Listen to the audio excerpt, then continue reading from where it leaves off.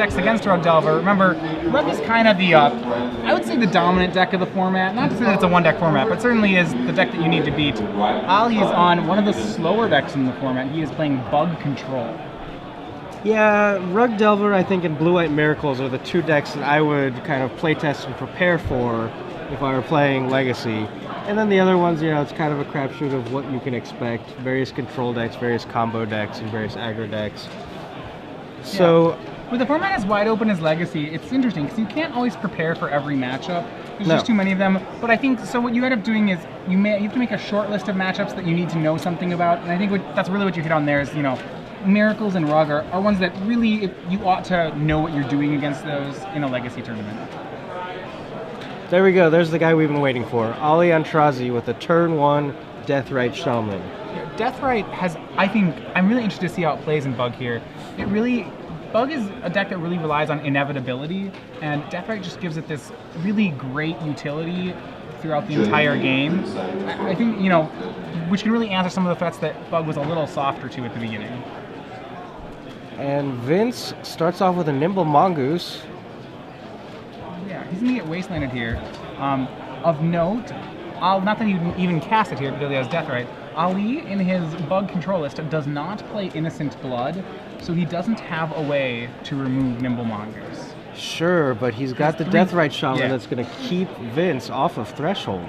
Right. He has so he has the Deathrite Shaman to keep him off Threshold. He has 3 Liliana of the Veil. And I think those are the only ways he can answer Nimble Mongoose. And it's really interesting that Deathrite Shaman here is a 1/2. Yep. I've been told that they gave him the extra point of toughness because of Dark Blast in Modern. Like, they were targeting this as a Modern card and didn't want it to die to Dark Blast. So Ali couldn't use his Deathrite on... He opts not to eat a land on end step with Deathrite Shaman. He floated a blue when he was wastelanded, presumably for counterspell. But then, yeah. So now both players without lands, Ali's going to Thought Seize DeLorenzo. Let's see what we got. We do see a Force of Will there, and Vince is thinking about forcing to protect the information. Yeah, and maybe the card he wants to protect is Fire Ice because it deals with Deathrite Shaman. You know, when he has a Mongoose and without a Deathrite, he'll be in a pretty good spot. Vince with no more lands, and that's probably the most important thing here. Fire Ice, Force, 2 Dazes, and a Spell Pierce. A lot of counter spells. Yeah, interestingly enough, so Vince no lands, and I think Ali may wish to take Fire Ice here. If he can, this Deathrite can do some very serious work for him. Yeah, I think that's absolutely right here. No, he goes for the Force of Will. Well, if Ali has more lands, Force of Will makes sense because Ali can, you know, he has right now 2 mana sources. Maybe if he has, say, a Liliana in his hand, the last thing, that would be the correct play because then he can resolve it next turn and really just take command of the board. Vince still with no land. And he didn't draw one on that turn. So Ali, remember the Bug control deck is much more of an answer deck than a threat deck. It's only creatures like Deathrite Shaman and Snapcaster Mage. Its win condition is a 4 of Jace the Mind Sculptor. Which, in conjunction with 2 life from the Loam, and will win the game. He also has a Creeping Target. So a lot of incidental win cons. So Ali cracks a Misty Raid Force to get Underground Sea. And we'll see what he's got here as a follow-up. He's going to eat the Tropical Island to make a mana. And goes for a 3-drop. Yes, it is, as you said, Liliana of the Veil. Right, so that keep there, that Thoughtseize explained. Now Ali was really banking on the fact that Vince might not draw that land because this play would be so strong if Vince didn't hit the land, and indeed it's how it played out. And Vince just goes for the straight-up scoop there to the Liliana of the Veil. Wow. I don't know what to think about that. It's a little premature. Not too much. The Liliana was going to get such great card advantage. Remember, Ali, most of his cards 1-for-1 the opponent, their removal spells. So Liliana plussing is just about the best thing that Ali can hope for. It's like a kill spell every turn in a certain sort of way. But I think you want to play out for a little bit more information. You know, I agree. It is a little premature, but yeah, Vince could have, he could hope to draw land into Lightning Bolt, and then he might be okay to get back into the game. Yeah, Liliana and Deathrite Shaman in themselves not really a significant clock in any kind of way. So, going into the sideboard for each player, so what Vince is going to want to try to do, he just needs to make sure his deck's a little resilient. He has not really many tools available for him in this matchup. So his sideboard is Krosan Grip, Mind Break Trap, Submerge, Rough Tumble, Surgical Extraction, and then the last one is Seed Time. Seed Time, the Fact or Fiction killer. Yeah, Seed Time. What it was originally printed for. Yep, it's a time walk that you can only play during your turn if they played a blue spell. I don't know about its effectiveness in Legacy because it's a 2-mana spell, so it means you probably cast something and they counter and then you Seed Time, or you just pass the turn and wait for them to play like a Brainstorm in your end step. Well, Ali's not really playing too many blue spells during his opponent's turn. Remember, at the end of the day, Ali's a his deck is all 1-for-1s. Right. 1-for-1s and Inevitability. He's got Brainstorm, Force of Will, and Counterspell, but not running... Even Dillion Click, possibly. That's, possibly. That I think those are the only blue spells that really get played during his opponent's turn. Surgical's the most tempting card from Vince. If he knows his opponent's on bug, he could attempt to Surgical Loams. It's not a plan. I probably wouldn't endorse it. I don't, because I think still, like I said, Ali's main win con is Jace the Mind Sculptor. And Ali has some different packages he can go with. He's got 3 lands in his sideboard. Alright, so you don't see that every day. The Caracas, the Tabernacle at Pendrell Vale, and Bojuka Bog. He's got 2 crop rotations as well, so he can bring in kind of a land tutor package. And he's got the main deck Life from the Loams. Yeah. I like that I like the package. I don't know if he uses it here.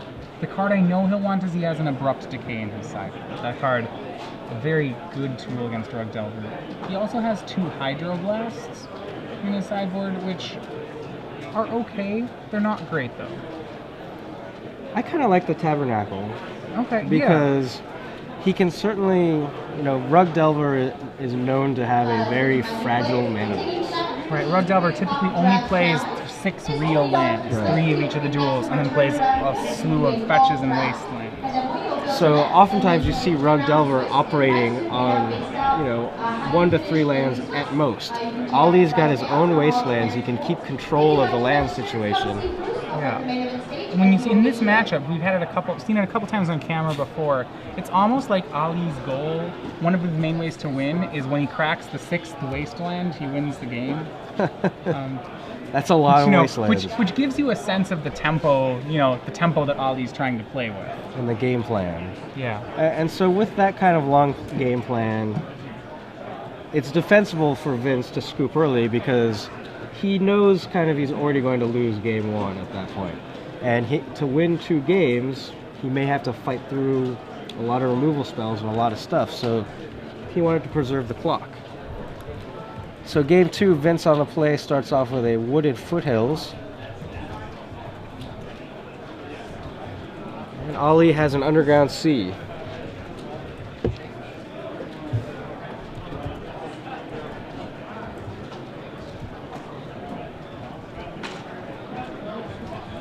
Vince plays a Volcanic Island and says go. Ali maybe thought about Brainstorm but decides not to. He's got 2 of them in his hand and it doesn't look like he's got a fetch land. Goes with a Mishra's Factory.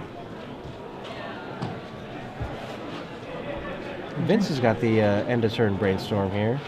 Yeah, typically Brainstorm on end of turn. Sometimes the players don't like. I do like it. This seems pretty strong for him. So what Vince is going to be able to do, because he has that fetch land, he's going to be able to play the Brainstorm to full potential. Especially when it looks like he has a hand that's a little light on action. Brainstorm is at its best right now. Ali's fanning out. He's got a Jace the Mind Sculptor, Spell Pierce, 2 Brainstorms, Tropical, and another blue card, an Abrupt Decay.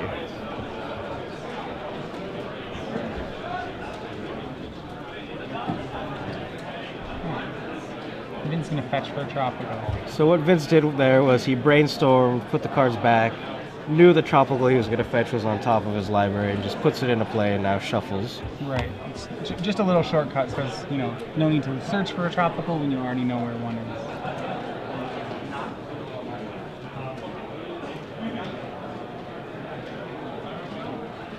So now that Vince has come out on the first 2 turns with no plays, is this how he wants to play the game? Well, ideally on the play, Vince would have had a 1-drop. You know, that much goes without saying in his deck. It's not the only method to attack of win victory for him, but it certainly is the easiest one. What he's going to have to do now is play a little more of a game of protect his threats than you know he would normally be inclined to. Ali's removal is all going to be able to be hit on curve because Ali's been given time. So, you know, Vince will look for cards like a Nimble Mongoose will probably be a little bit better.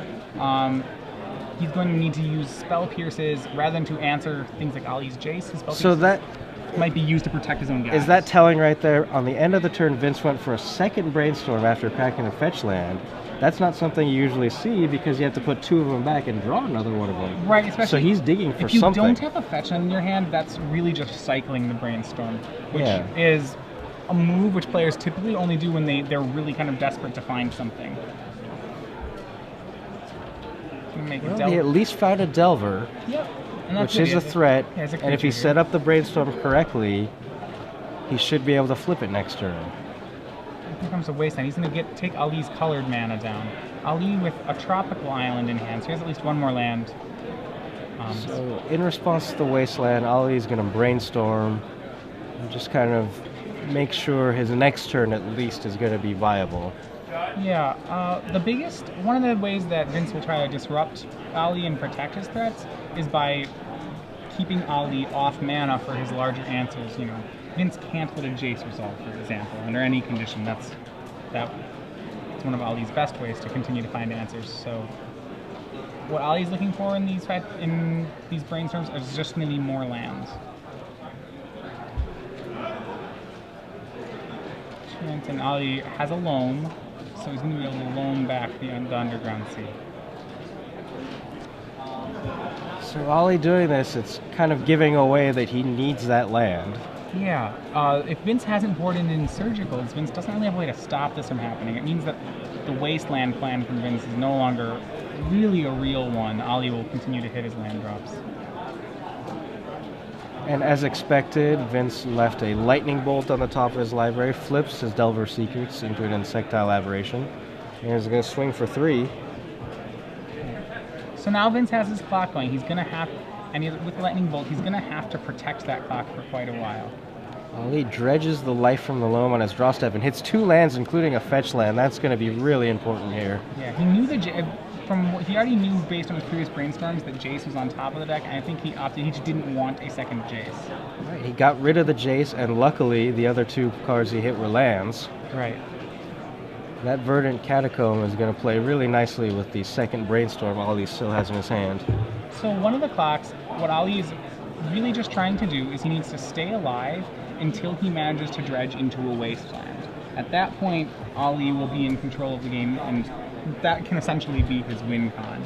So what's important to him right now? Removal spells. He's gonna Loam means he'll continue to make his land drops, and he's just gonna try to 1-for-1 Vince while staying above 20. Thoughtseize from Ali meets a Spell Pierce. And a Lightning Bolt at the end of turn.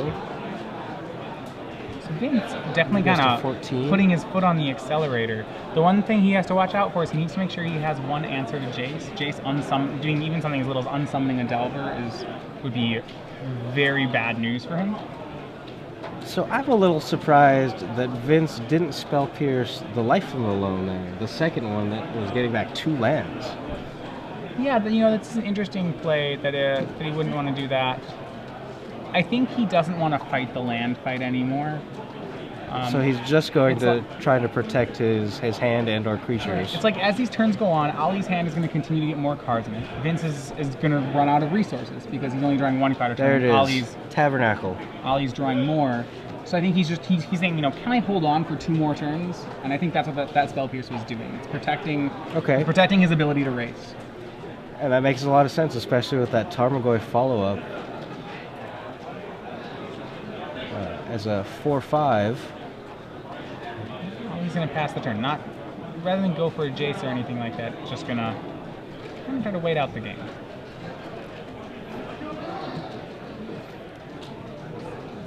Remember, Ali still does have an Abrupt Decay in his hand. And he has to go for it here. I would agree. That Tarmogoyf is too big. So, very abruptly, the Tarmogoyf has been put in the graveyard. Delver brings Ali down to 8.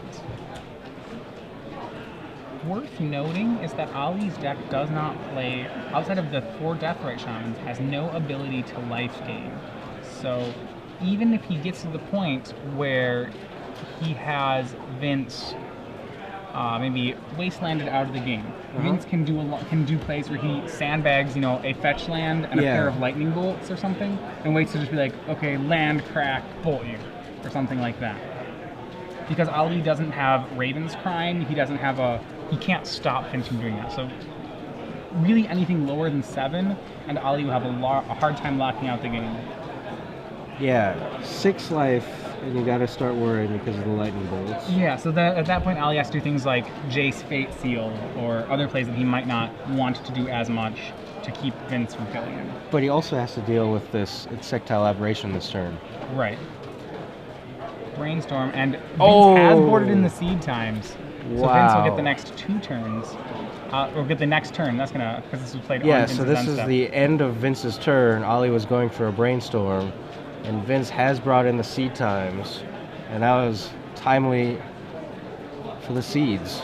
Yeah, so interesting enough, what the seed time has done here is actually just acted kind of as a free lightning bolt. And he gets to untap both his lands, he's going to get to hit again with an Insectile Aberration. Yeah, and if Ali didn't have a counter for that seed time, he may have drawn one off the Brainstorm, but this has to be over now. Yeah, that really looks like it caught Ali by surprise. He's going to go to 4 from this attack. Vince ponders. He curiously is pondering off his red mana as opposed to his green mana. Maybe he's looking for a Tarmogoyf instead of looking for a burn spell. Either avenue would be pretty devastating here. He may have another red source in his hand, or maybe just another fetch land so he can get either.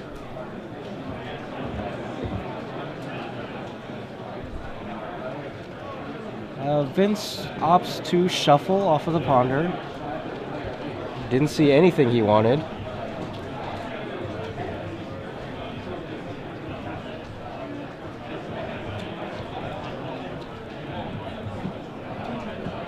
And now, after the shuffle, he's going to draw a random card.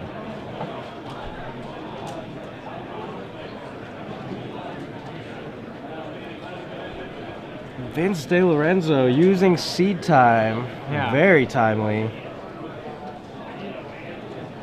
So it's just another card with a great, maybe a lower impact effect, but a great amount of tempo.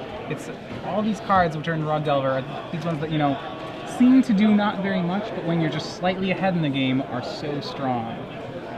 I think it's a time walk. Yeah, I mean, it's this very conditional time walk, but it's like, so what did that card do there? Oh, it was one more hit with an Insectile Aberration. 3 more damage. It's really, I like all the cards. Ali now forced to go for a... So try to snap the Abrupt Decay. That's what it is. Looks like it resolved. He's targeted the Abrupt Decay unless Vince has also brought in the Surgical Extractions. Nope, there we go. So that's now exiled. So flashback. He's cleared the board now, which is where he wants to be. Like we said before, there's still an interesting dynamic where 4 is a very small number, and Ali doesn't have a Deathrite in place. He doesn't have a way to get higher than 4. And right now, Ali also does not have control over Vince's lands. He has life from the loam, but he hasn't hit a wasteland yet. Right. So he's going to need to stick something like a Jace down, and then if he can get his Jace down, then he's probably fine. Unless Vince right now already has the points of burn.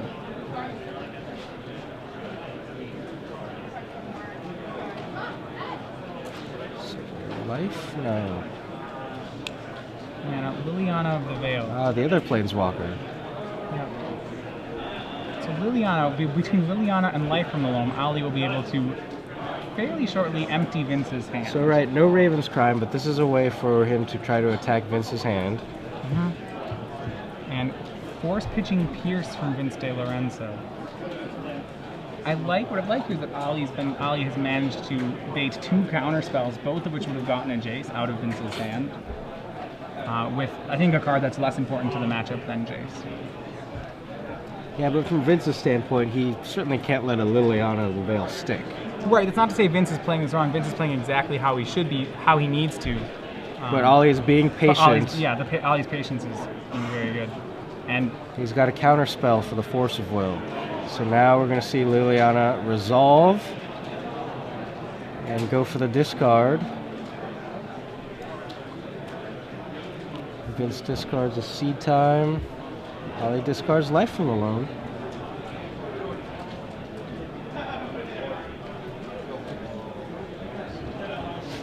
Fire Ice, 2 damage to you. Ollie is now at 2. He is dead to any burn spell in Vince's deck. Lightning Bolt, Forked Bolt, Fire Ice. Right, and my guess would be the Forked Bolts are no longer in the deck, so we're looking at about 5 outs for Vince. Remember, Ollie does play some counter spells. We saw him use the actual card Counter Spell. So his defenses against that are going to be, if he's brought them in, Hydroblasts, or a Snapcast. He has a second counter spell in his deck. He also has a Snapcaster Mage. 2 more Snapcaster Mages. So if Ollie can get one of those in his hand, he's probably going to never take down the mana for it until he's set up a wasteland. You know, he'll slowly waste away Vince's lands, Liliana away Vince's hand. Really just grind. A lot of tension here. Ollie Aintrazi sitting at 2 life against a Rug Delver deck. I think the bug deck's I really like the bug deck. You know, in this situation, for example, I think Ollie is favored to be able to do this. It's one of those style decks where it really doesn't have a distinct way to win. Its way to win is just to keep answering things and guarantee its ability to continue answering. And he's got the answer right now. That Tarmogoyf doesn't really matter against the Liliana of the Veil. Exactly. The best that Vince can really hope for, creature-wise, is to draw running creatures and try to force Liliana out of loyalty counters. But that Snapcaster standing by for potential chump block duty as well could mess up that math. So there we go. Snapcaster goes on the offensive. There's nothing with haste in Vince's deck. Right. So it's no flash, no haste. So for the time being, safe to attack. Oh, off the top, Lightning Bolt. Do you have it? See, as I say, Miracle's a Lightning Bolt. So Ollie is going to... He does have Snapcaster counterspell. So no, Ollie gets to live to fight another day. And increases his board presence. So now he has Vince on a 4-turn clock. Ollie actually has no... I don't believe he has another counterspell in his hand yet. So Vince now down to 4 outs. The 3 remaining Lightning Bolts and the other remaining Fire Ice. Remember, he also plays Ponders and Brainstorms, so that number is certainly, though it's only 4 spells, it'll play more like 7. Ollie remembers to activate his Mishra's Factory. Plays a second one to potentially pump. Vince reorganizes his land, remembers that he has Wasteland, and takes it out now. That'll take, that actually will take 1 turn off that'll add a turn to the clock. Because now it'll be 4-6-6, maybe not. Ooh, Deathrite Shaman.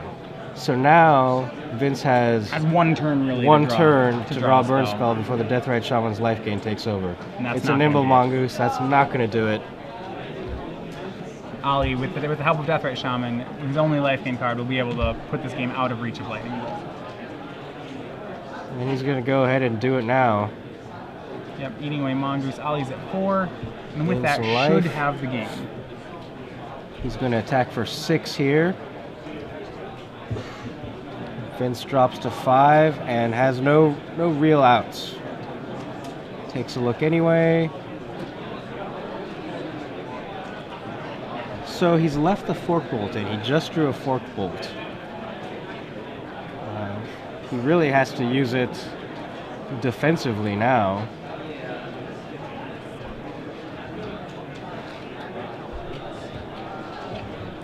Flips it on the table.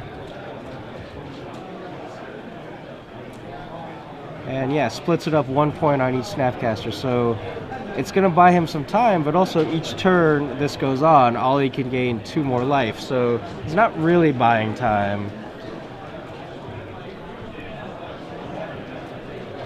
Ollie opts to dredge his life from the loam. Casts it. He's going to pick up some lands. Pump up Liliana's loyalty, just to have her ready to go in case another creature drops.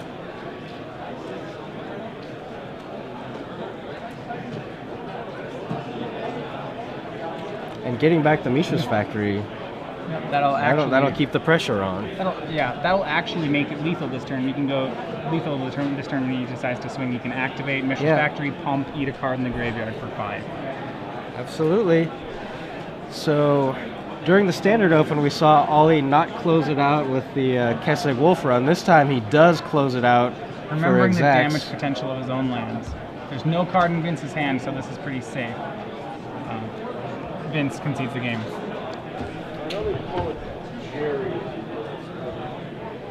Well, that was another good one. A very good back and forth in that match. So what I like here is we kind of have this running theme. Our theme saying Legacy is going to be, you know, the disassembling of Rug Delver by various different decks.